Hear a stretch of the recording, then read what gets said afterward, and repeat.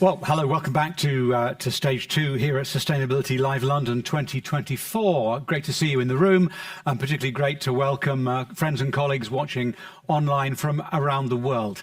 We're going to be talking to and about the American Red Cross. If you have any questions, catch my eye, put your hand up. I'll be really pleased to pass on any questions. If you're watching, particularly if you're watching online, the way to ask questions is through the app.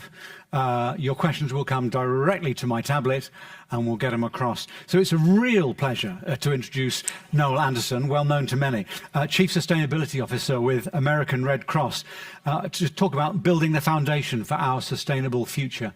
Now, we're here to talk about the American Red Cross, but last night, Noel won our Lifetime Achievement Award, which was a massive accolade for the work you've done personally. Well done, Noel.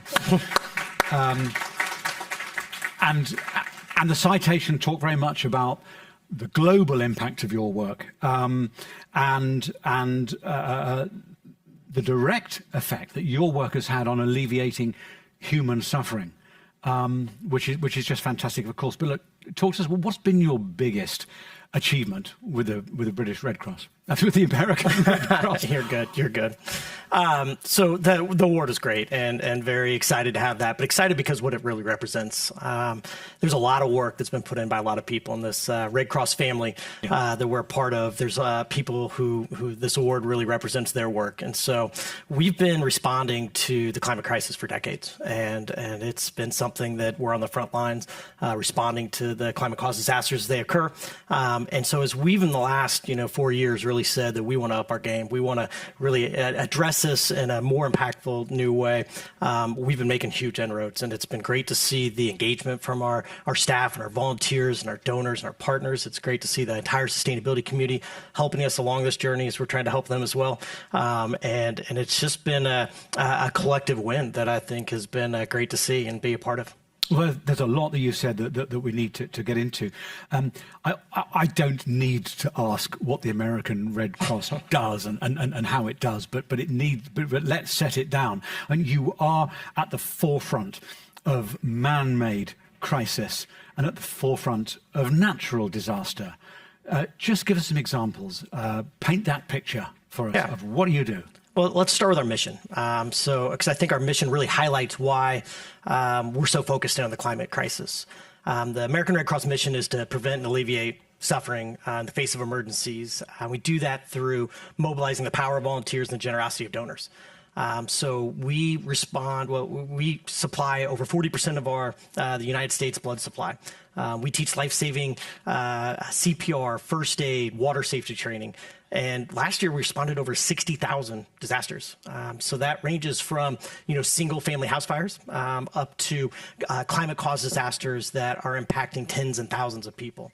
And it's from that perspective, I'm here today talking with you all as a leader who works for an organization that responds to a disaster once every 8 minutes. And when you think about what those disasters are doing, they're more frequent, they're more severe. And so it's putting a real challenge on the work that we do. So we're on the front lines providing sheltering and feeding and financial assistance and mental health, and we're providing hope. And when those disasters become more frequent, when they become more severe, that means we have to kind of adjust how we do our business. And so we've had to increase our capacity to be able to respond to more and larger. We've had to adapt our mission to be able to really help those vulnerable populations that are disproportionately impacted by this. And ultimately, what we're probably talking most about here today, we've had to reduce our own environmental footprint so that we don't add to those climate caused disasters. And so we've put a whole plan together covering those three things and been excited about it. Sure, absolutely. Throughout this two-day conference, there's been the most amazing diversity of inputs about the immense problems, the barriers, the regulations, capital investment, all these wider issues that affect how companies and organizations can embed sustainability. But you being here and the story of what the American Red Cross does, actually validates that work, does it not? It does. It does. We get a unique perspective because we get to see that firsthand what it's doing to the people that we serve, and that's a motivator, for us to do more. And that's really why in the last 4 years we've ramped up and put a lot of investment, a lot of focus into both that response as well as that reduction of that carbon footprint, waste footprint, and water footprint. So let's talk first about your organization's footprint. What have you done? What journey have you been on? We've been on a long journey. So it's one that started with trying to create a framework for something for us to be able to have a path forward. So creating an ESG framework, creating a sustainability framework. We've been on a path to eliminate, looking at our carbon footprint, trying to have a plan to reduce that, reduce our water, reduce our waste. And we've got plans inside each one of those. So when you look at like scope 1 and scope 2 and our facilities footprint and our ability to try to reduce that by over half in the last 3 years has been great. You look at the work that we're doing in water to reduce it by 25%, or work in waste to reduce that by 25%. We've got very concrete, clear plans to get there.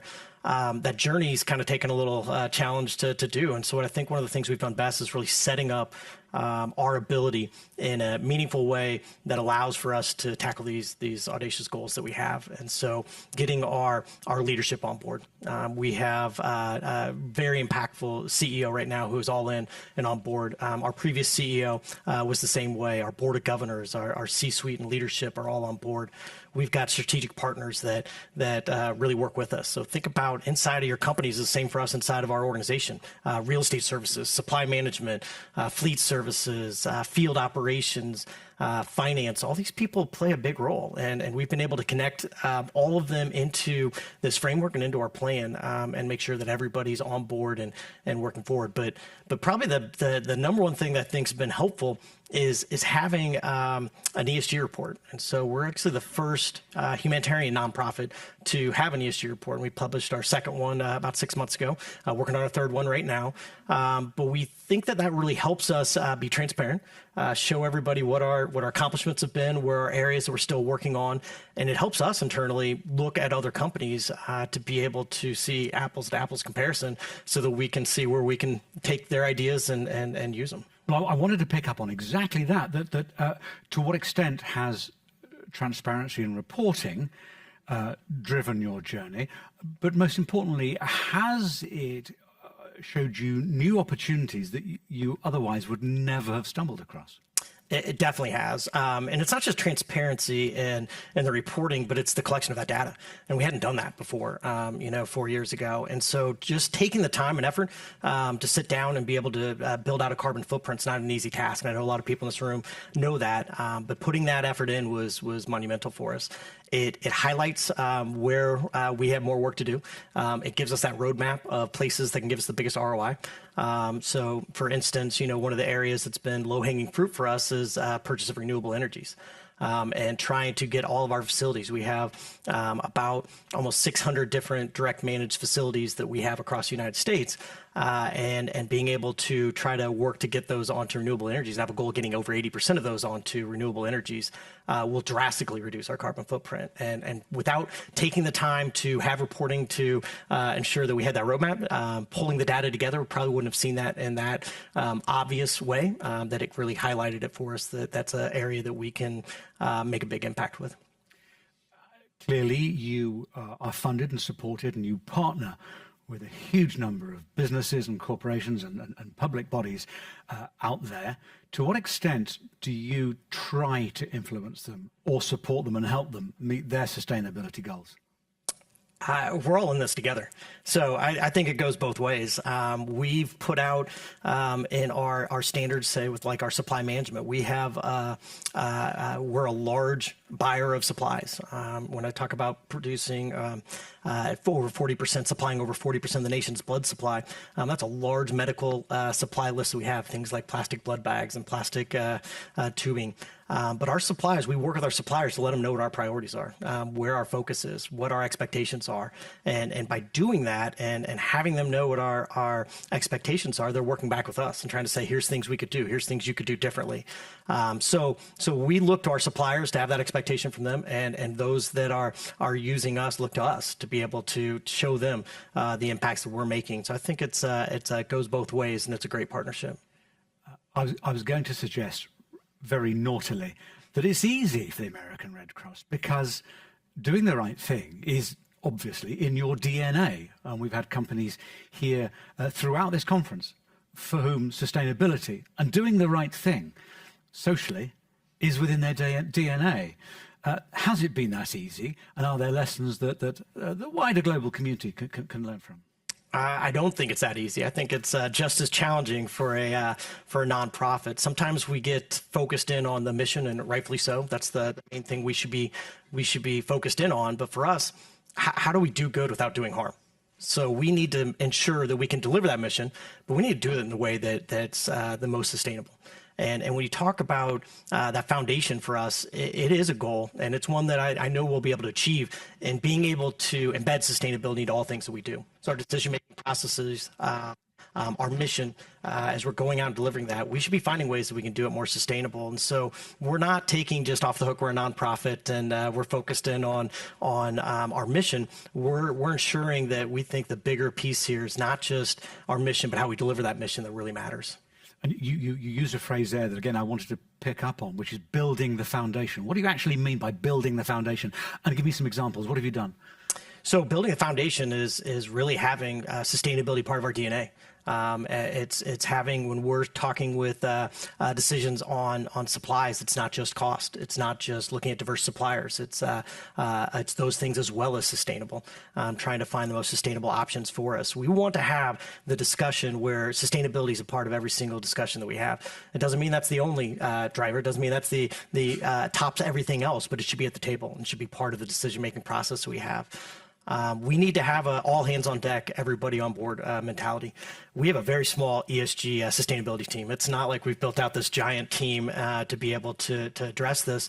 So it's going to take all of us being on board and being focused in that. So that foundation means that we need to build out that culture across our entire organization. Some examples of that would be, field operations plays a big role for us. A lot of the programs, projects, and things that we do come down to field operations being the ones that actually have to implement it, whether that's in our facilities or our fleet.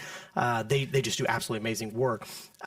We need to educate them, train them. We need to support them. And in doing that, we've identified some things that can help them in their jobs. We've built out these groups called green teams down at our regional level.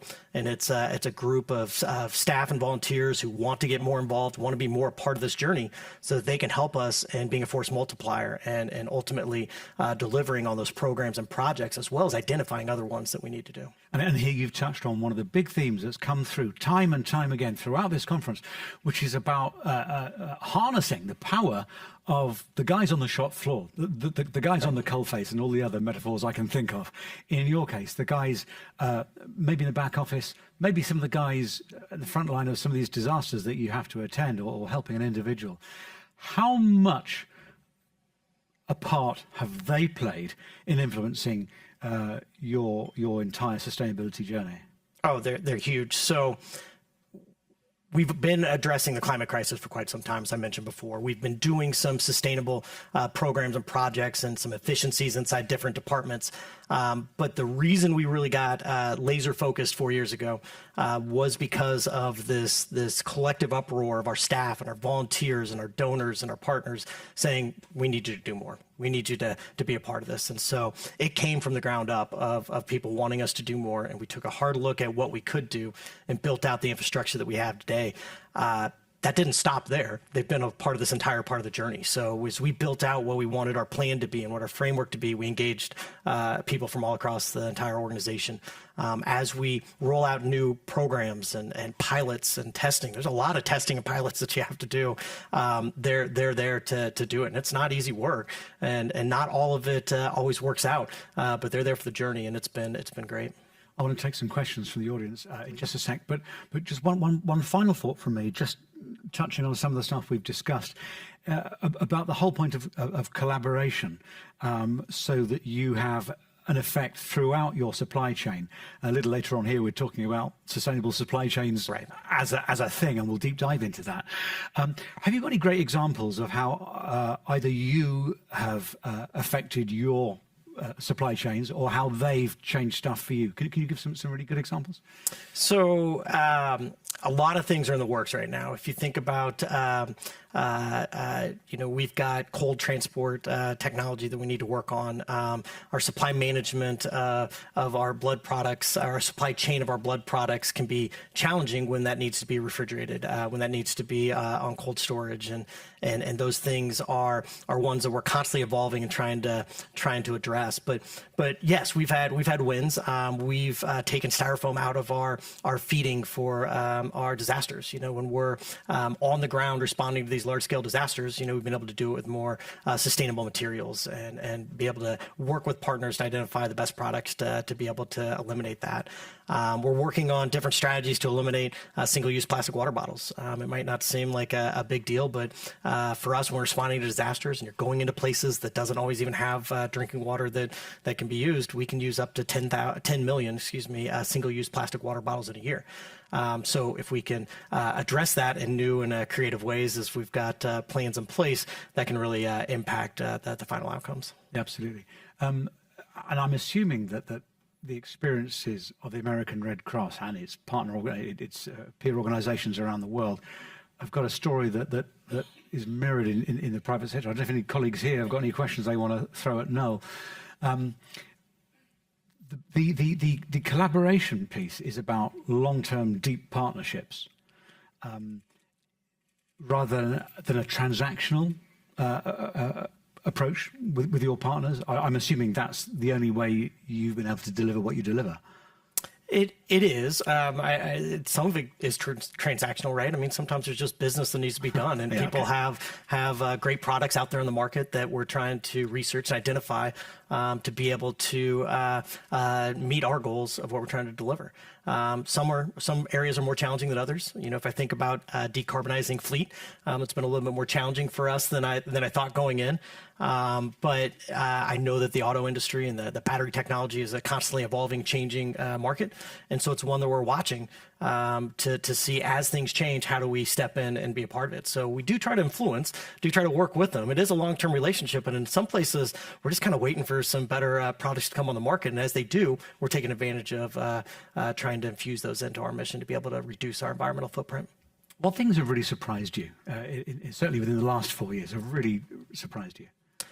It's a good question. It probably shouldn't surprise me, but I've already touched on it a little bit. But the engagement and the excitement from our workforce has been just, it continually surprises me. We wouldn't have been able to make the inroads that we've made today without that. We would not be able to make the reduction in our environmental footprint that we've done today without that. And I'm constantly amazed that it wasn't just we're excited, we wanted you to do this, and then kind of back off and not be a part of it. They are constantly wanting to be more and more a part of it. So our staff, our volunteers, our partners, our donors. When we're talking about donors, not just financial donors. For us, it's blood donors. It's lots of different people that want us to do more, but they're willing to help out in that. And so they're joining volunteer opportunities to get involved.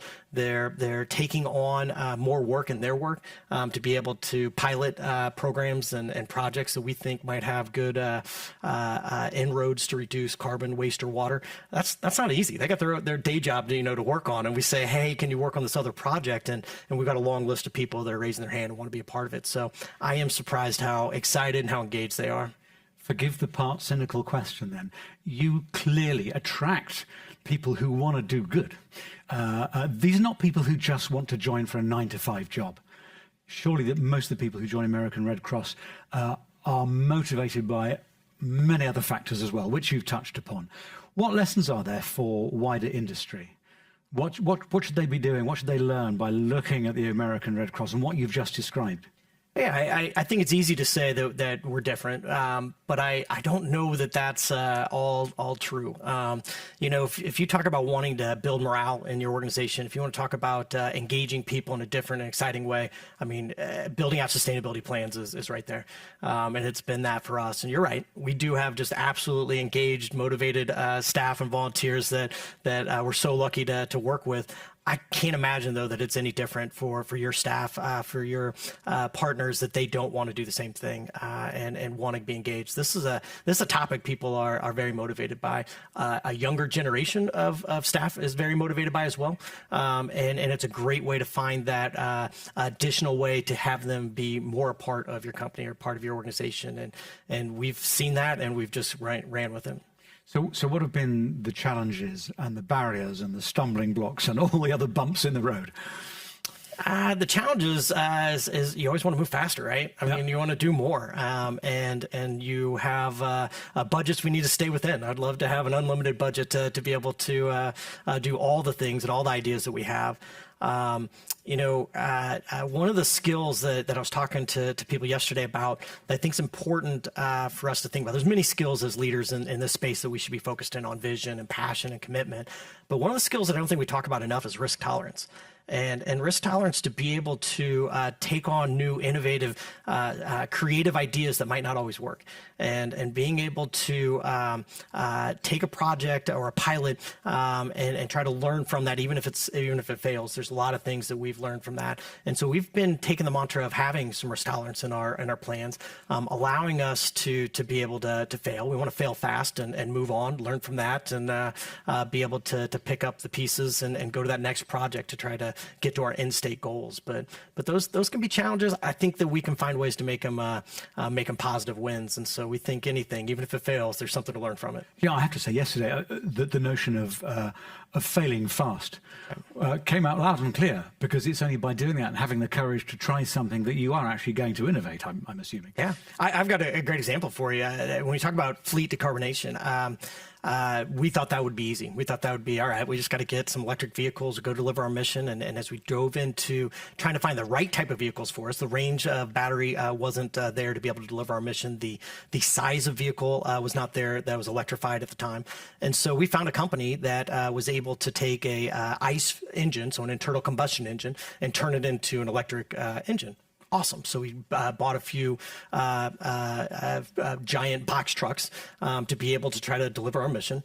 And we found lots of things that was challenging from that. The company went under halfway through, so that was a little bit of a challenge. But even before that happened, we found that the charging infrastructure was a lot harder for us than what we thought. The permitting to be able to get those put in place, the construction time to be able to get those put in place was much more challenging than what we thought. And so, yes, that program did not go well. It was a pilot that didn't go well, but we had great learnings from it. And so it failed fast. And we have a new plan in place for our pilots that are helping us along the way. And we're ready as technology changes for us to really take advantage of it, because of some of these other pilots that we've done, that even if they didn't reward us with the end state. Do you have any particular technologies that you are looking to for the future that's going to drive even more change, certainly in your organization?